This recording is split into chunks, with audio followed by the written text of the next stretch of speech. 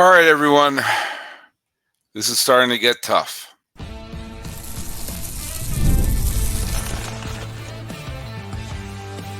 You are Locked On A's, your daily Oakland A's podcast, part of the Locked On Podcast Network, your team every day.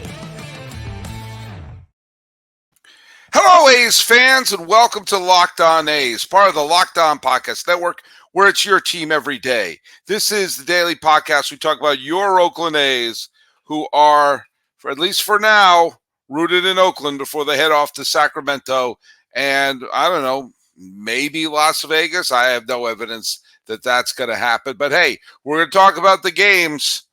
But by the way, the games have been going on. I may want to talk about the Vegas move. I don't know. I'm your host, Paul Francis Sullivan. Please call me Sully. I've been a baseball podcaster for well over a decade now, and this is my sixth full season here on the Locked On Podcast Network. Normally, I am the host of Locked On MLB, and I'm still the host of Locked On MLB, but I'm giving you 2 episodes every day. One here on Locked On A's, the other one on Locked On MLB. That one covers all of Major League Baseball. This one focuses on the A's. Follow us at Locked On A's on Twitter or whatever it's called now, or on Instagram. I'm your pal Sully. I'm at Sully Baseball on Twitter, Sully Baseball Podcast on Instagram. If you're listening to us every day, do you know what you should do? Put that hashtag Everyday A's on there and talk a little bit about, well, this year. All right, I'm going to break down what's happening. Obviously, this road trip has been the Hindenburg is coming to mind right now. Remember back in April and early May when the A's were playing above their heads and were at or around 500, and they were beating teams like the Yankees, and they were beating teams like Baltimore, and they were beating teams, and they smacked around Miami a little bit.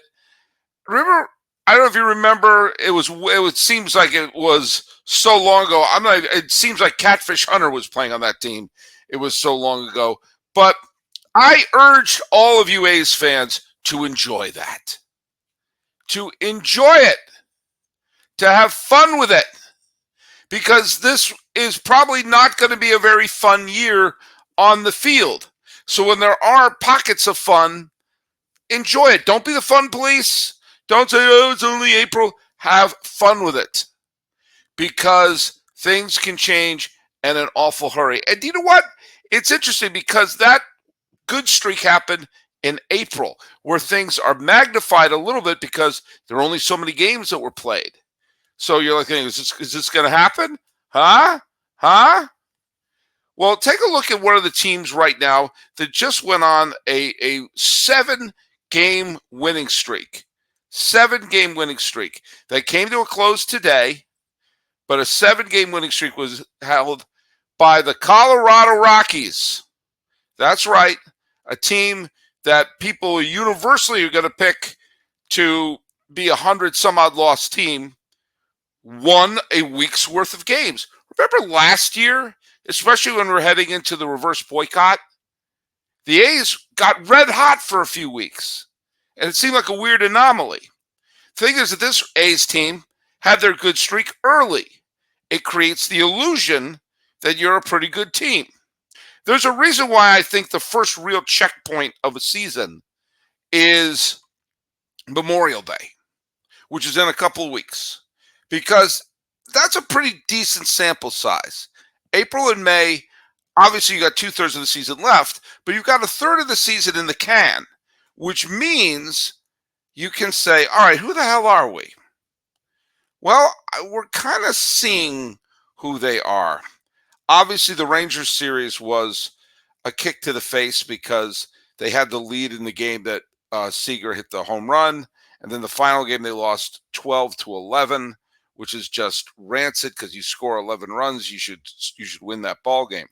And then they went on the road trip that was going to take them to Seattle, to Houston, and to Kansas City. And I warned all of you. I said, this is a gauntlet. This is going to be an absolute gauntlet. And if they could survive this gauntlet, then, yeah, maybe, just maybe, this could work out. Well, I'm trying to make a movie reference. I got 3 movie references that came to mind. Sonny Corleone in the toll booth from The Godfather. Order 66 from Star Wars Revenge of the Sith. And Thanos snapping at the end of Avengers Infinity War. If I just absolutely stretched the gamut there. So I know my mom's listening to that. She understands the Sonny Corleone in the toll booth. That's one from the 70s. I gave you a reference with 2000 and the 2010s.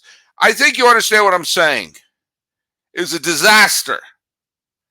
And the kind of disaster that can really just make you go, oh my God, this is just horrific. Let's put this into detail, shall we? They are right now 8 games into this road trip. 9 games to this road trip.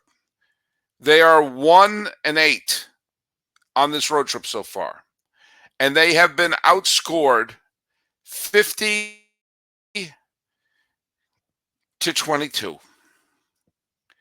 No team in baseball has played worse than this A's team. Oh, the Mets have given them a run for their money.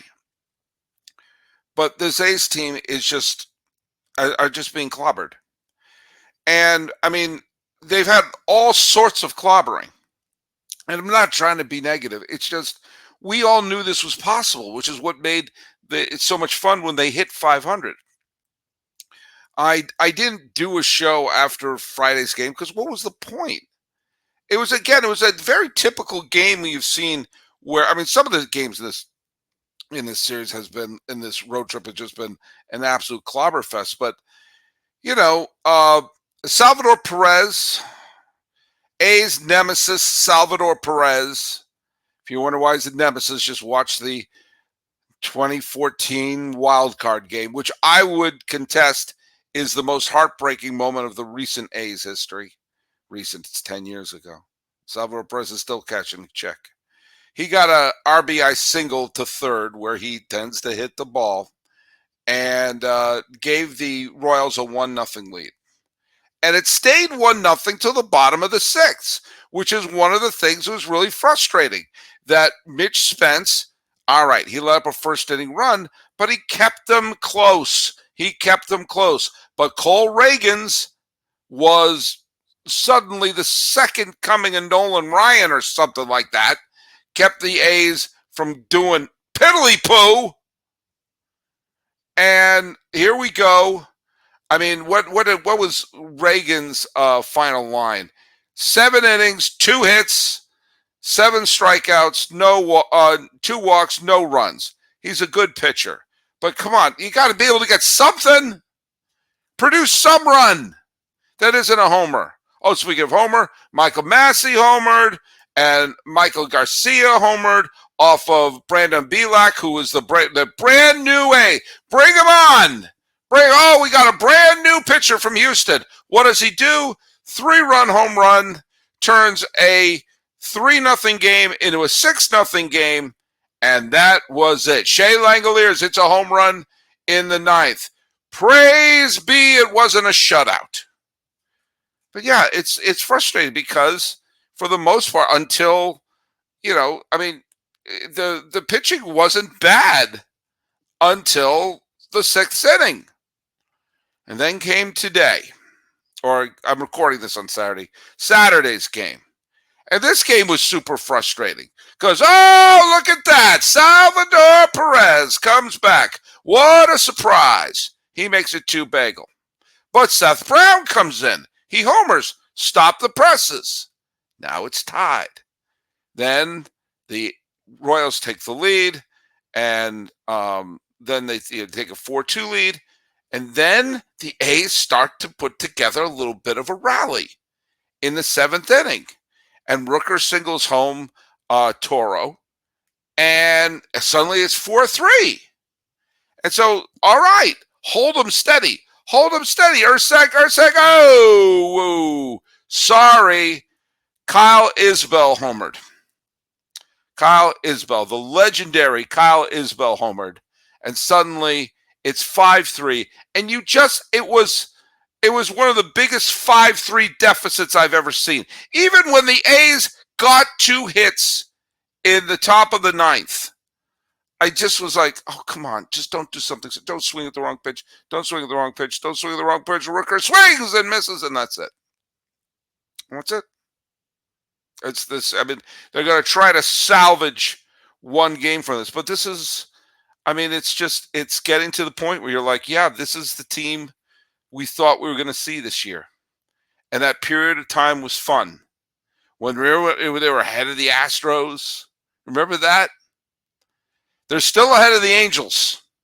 Thank God for the Angels. The Angels and A's are tied in the loss column, but the Angels lost in 13 innings to the defending champion Rangers. So it's frustrating because the A's have lost a couple of games that they could have won. I'm not saying they're going to turn this into a great, road series, but they're a piñata at this point. So you got to hope they can dust themselves off and sort of right the ship and get back to playing the type of baseball where you're like, hey, do you know what we are? We're spoilers, darn it. And you can't go through us and expect an easy win. Because right now, it breaks your heart, but they're kind of the team we thought they were going to be.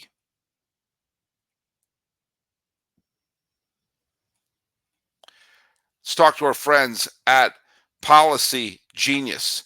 It's the nation's leading online marketplace for life insurance. It saves you time and money so you can provide your family with a financial safety net starting today. With Policygenius, you can find life insurance policies that start at just $292 per year for $1 million of coverage. Some options offer same-day approval and avoid unnecessary medical exams. Life can be unpredictable, and Policygenius can take away some of the worries of what your family would do if something happened. Policygenius gives you unbiased advice from a licensed expert support team, and they have no incentive to recommend one insurer over another, so you can trust their guidance. Thousands of 5-star reviews on Google and Trustpilot from customers who found the best fit for their policy needs with Policygenius. Check life insurance off your to-do list with Policygenius. Head to policygenius.com/LockedOnMLB or click the link to get the description to get your free life insurance quotes and see how much you can save. That's policygenius.com/LockedOnMLB. Now let's just talk a little bit about our friends from Yahoo Finance. You know what? Sometimes it's time to grow up. Sometimes it's time to take control of your financial situation. Instead of just living paycheck to paycheck, figure out how to put some away, have it last longer. Wouldn't it be great if you could see all of your investment retirement accounts in one place? Well, Yahoo Finance, you can consolidate your views from multiple accounts into one hub and have access to expert analysis that you need to tend to your entire portfolio with confidence. Don't trust yourself. Don't trust me. You got to trust Yahoo Finance. When it comes to your financial future, you think you've done it all. You've saved, you've researched, you put some away. You've tried to think like an adult.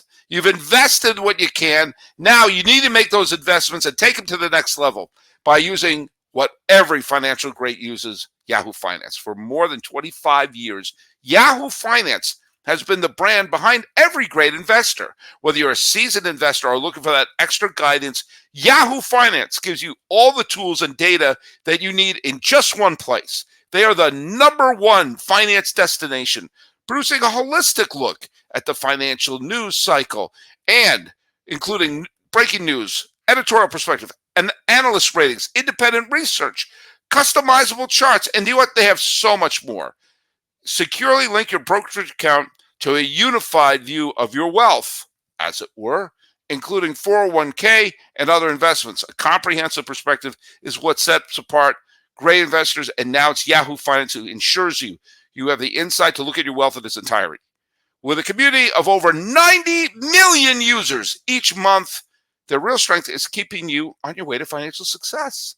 For comprehension, financial news, and analysis. Visit the brand every great investor uses, which is yahoofinance.com. The number one financial destination, yahoofinance.com. What's that site again? yahoofinance.com. Hey, where are you getting your sports news? Where are you getting your takes? Guess what? Make the switch to Locked On Sports today, a free 24/7 sports streaming channel programmed for you every day to bring you the biggest stories in sports. Locked On Sports Today brings you can't-miss analysis, opinions, and news, streaming 24/7 on YouTube or the free Amazon Fire TV channels app. Part of the Locked On Podcast Network, where it is indeed, what? It's your team every day.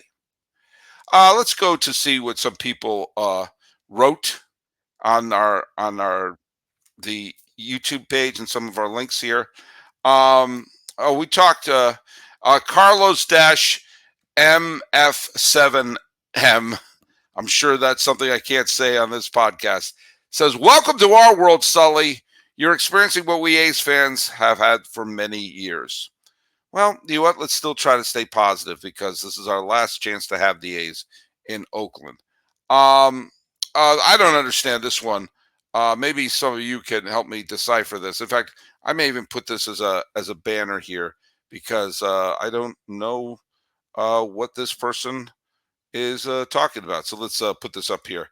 Number one, World News, One World Magazine 26 said, I feel like pro sports are all fixed. Interesting. It's as if teams are just fine losing. Those are two different statements. Where's the passion the game once had? All right. First of all, I don't know what the hell you're talking about games being fixed. Because if they were fixed, they would be going towards whatever team is going to give us the biggest ratings. Okay? You wouldn't have LeBron and the Lakers eliminated in the first round. You wouldn't have the Diamondbacks in the World Series last year. Sometimes teams make it. I'm not saying that the Diamondbacks didn't deserve it last year. I'm just saying if there was fixed, it would be to get the biggest ratings and the biggest audience. Make sure you understand one thing about me. There is no microscope powerful enough to detect how little I care about TV ratings, okay? I want to see the best games. And if the best World Series is between Tampa Bay and Arizona, I don't care if it's just friends and family watching it. I want to see good baseball. I'm not a spokesman for Tide or Buick. I'm not selling ad space. So I have no interest at all in whether or not something has high ratings. It's just like, I don't care if a film is a box office hit or not. If it's good, I like it. Just last night, I rewatched The Right Stuff. The Right Stuff bombed at the box office when it came out. Does that mean I didn't like it? No, I don't care about that. But if you're going to fix something, obviously you'd want to fix it so people get more money. I don't see what you're talking about there. But the thing I want to point out is, where's the passion the game once had? That has nothing to do with what's happening on the field.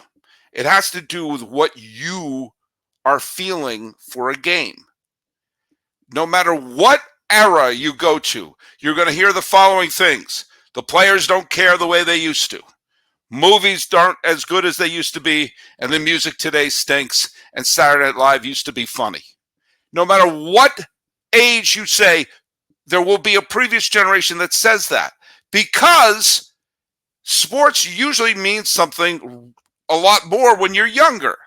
Just like when you're younger, you discover movies and TV shows. So the TV shows and movies that you first saw are the ones that mean the most to you. When you grow older and you start to see, all right, it's the same sort of thing all the time, you don't have the passion you once had for it. Same thing that when a song, growing up, I had Talking Heads. They were my band. I still love Talking Heads. I hear songs today. They don't mean as much to me because they're not supposed to. The players you grew up watching are supposed to be the ones who mean the most to you. Jim Rice and Dave Parker back there were two of the huge stars when I was growing up. So when I see clips of Jim Rice and I see clips of Dave Parker, I feel I get all the oh, gosh, golly, I love me, the baseball. Where's the Dave Parkers and Jim Rices of today? Guess what? There's going to be some kid today who is going to say some way down the line, why don't they make movies like Barbie and Avengers Infinity War. And where are the players like Ronald Acuna Jr.? These players today are nothing. The games are fixed. Doing research from my 1972 book, I read several articles from the Sporting News from 1972 by writers in 1972 saying, where's the passion in baseball? Where are the stars? And he's talking about the era that has Reggie Jackson, that had Catfish Hunter, that had Roberto Clemente, that had Joe Morgan and Pete Rose and Mike Schmidt and Steve Carlton and Tom Seaver. And he's saying, where are the stars? Because he was older. And he's saying, why don't I feel the same thing now that I felt when I was younger? It's because you're no longer younger. Where is the passion the game once had? It's still there. So enjoy it. You know, it's people always go back and say, oh, I wish we could go back to when I was younger. No, you wish you could go back when you were younger. Going back to the 1980s, people my age, I post stuff on Facebook all the time saying things like, oh, if only we can go back to the 80s. The 80s were awful. And you know what people were saying in the 80s? Why can't we go back to the early 60s? And I guarantee you people in the early 60s are saying, oh, why can't we go back to the late 40s? The only people who knew they were in an era that stunk, no one ever wanted to go back to the Depression. Except the people who grew up there and said, and we were happy. Of course you were. You were younger. There's still passion. Look at me. I'm 52 right now. And I'm doing 2 podcasts a day. Why? Because there's so much great baseball being played right now. Is it the same as when I was younger? No. But guess what? Neither am I. So just pump the brakes. Where's the passion the game once had? It's there. It's there. You're just a little bit older. And that's a bad thing to feel from time to time. But do you know what? Enjoy it. Because it may go away. Let's hear a little bit from our friends over at LinkedIn. Now, are you struggling to close deals? Business-to-business selling is tougher than ever. And that's why I want to tell you about LinkedIn Sales Navigator. LinkedIn Sales Navigator is a sales intelligence platform that helps professionals effectively prospect and engage high-value customers, drive higher revenue, and increase sales performance. Sales Navigator helps you target the right buyers, surface key signals, and shows you hidden allies so you can find those buyers that are the most likely to convert.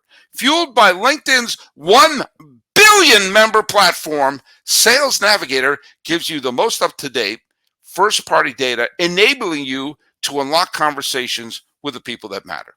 Right now, you can try LinkedIn Sales Navigator and get a 60-day free trial at linkedin.com/lockedon. That is linkedin.com/lockedon for a 60-day free trial. Let LinkedIn Sales Navigator help you sell like a superstar today. Just go to linkedin.com/lockedon to get started. This is a reminder that Locked On has created the first ever national sports 24/7 streaming channel. And it's available on YouTube, and now it's available on the Amazon Fire TV and the free Fire TV's channel app. Locked On Sports Today is here for you 24/7, covering the top sports stories of the day with local experts of Locked On, plus our national shows covering every league. Find Locked On Sports Today now available on the free Fire's TV channel app.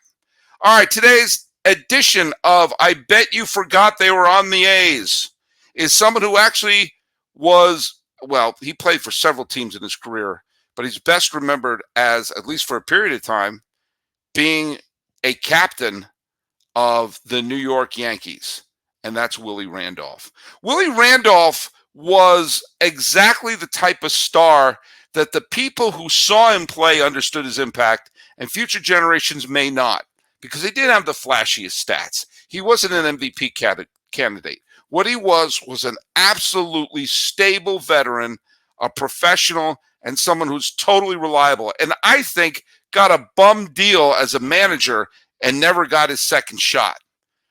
Willie Randolph was born in South Carolina, but he grew up in the projects of Brooklyn and was a homegrown figure of New York, was drafted by the Pirates. And it's funny to think about how his career could have gone differently, because he had come up and made his debut with the Pirates and played in the postseason with the 75 Pirates, and essentially was being groomed to be the next great second baseman for the Pittsburgh Pirates. But alas, they made a trade with the A's to bring in Phil Garner. And Phil Garner became the second baseman of the future for the Pittsburgh Pirates. And eventually Willie Randolph was sent packing with another Pirate legend, Doc Ellis. Essentially, Doc Ellis had worn out his welcome with the Pittsburgh Pirates and was traded for another Doc Medich. It was one of the worst trades in Pirate history. Doc Ellis wound up helping pitch the Yankees to a World Series in 1976. But the main thing is Willie Randolph was basically thrown in, and he became an absolute fixture for the New York Yankees. Immediately, he became an all-star caliber second baseman, and he got 37 stolen bases in his rookie year with the Yankees. He played a handful of games with the Pirates, but he was still eligible for a rookie. And he wound up being on the team that went to the World Series and won the World Series in 1977 and the World Series in 1978, although he was injured and didn't play in the World Series in 1978. In all the turmoil that was going on in the Bronx Zoo Yankees, superstars coming and going, fighting with Reggie Jackson, fighting with Dave Winfield, fighting with Rich Gossage, the death of Thurman Munson, Billy Martin being fired every hour on the hour and being rehired. Rudy May, who was a Yankee during that period of time, was a guest on the Old Sully Baseball podcast, said that when he would go into the Yankee clubhouse during the 1980s, he would joke to the equipment manager saying, "Who's our manager today?" And throughout all of that, the most stable member of that team was Willie Randolph. He was entrenched in second base from 1976 to 1988. By the time the 88 team came around, nobody was left from the Bronx Zoo. Nobody. In fact, one of his old teammates, Lou Piniella, was the manager at that point. But Steinbrenner at that time had a weird quality to him. He seemed much more fixated on other people's stars than keeping his own stars happy. Willie Randolph was an all-star and beloved by the fans, but Steve Sax was a star free agent and nice and bright and shiny. And so Steinbrenner signed Steve Sax, essentially taking Willie Randolph's job away. Randolph wound up going to the Los Angeles Dodgers. Essentially, Sax and Randolph switched places. But with the Dodgers, Randolph played quite well, thank you very much. In 1989, made another all-star team. But in 1990, a series of injuries and inconsistencies at second base led the A's to take a good long look at their infield. They had a tremendous amount of outfield depth, but they need to have a little more stability in the infield. So what did they do? They traded Stan Javier to the LA Dodgers. Stan Javier was a solid fourth outfielder for the team that won the World Series, but they needed a second baseman. So Javier was sent packing to the Dodgers, and Willie Randolph wound up joining the Oakland A's. Randolph played fine.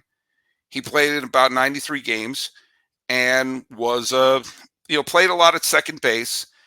They had Gallego, and they had a couple other players playing in the infield. But in the ALCS against the Red Sox, Randolph was pushed into a starting role because Walter Weiss, their starting shortstop, got injured, and Mike Gallego had to move to the shortstop position. Willie Randolph then had to move to start at second base. Excuse me, I had a little cough there. Randolph, as a starter, filled in magnificently. He got 2 hits in Game 3 with the A's up 2-0, but Mike Boddicker, the Red Sox pitcher, was on the mound. He wound up throwing a complete game, and the Red Sox had an early lead after the Red Sox rallied in the second inning to take a 1-0 lead. In the 4th inning, the A's tied the game on a sac fly by Dave Henderson, and took the lead when Willie Randolph got an RBI single to take the 2-1 lead.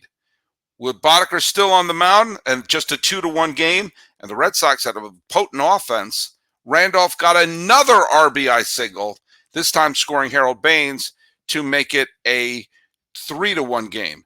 Eventually, Gallego got another hit, and Eckersley closed out the 4-1 game, and the A's had a 3-0 lead on the Red Sox, will go to clinch the American League pennant the next day. The last pennant the A's have won in Oakland, assuming they're not going to win this year.